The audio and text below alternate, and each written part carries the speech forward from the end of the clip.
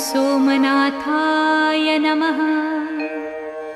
ॐ मल्लिकार्जुनाय नमः।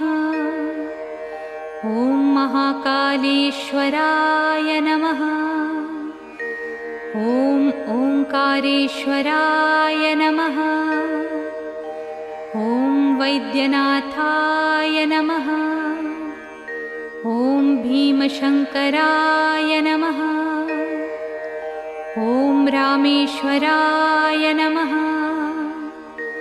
ॐ नागेश्वराय नमः। ॐ विश्वेश्वराय नमः। ॐ त्र्यंबकेश्वराय नमः।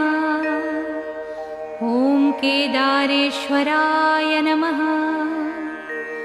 ॐ भुस्मेश्वराय नमः।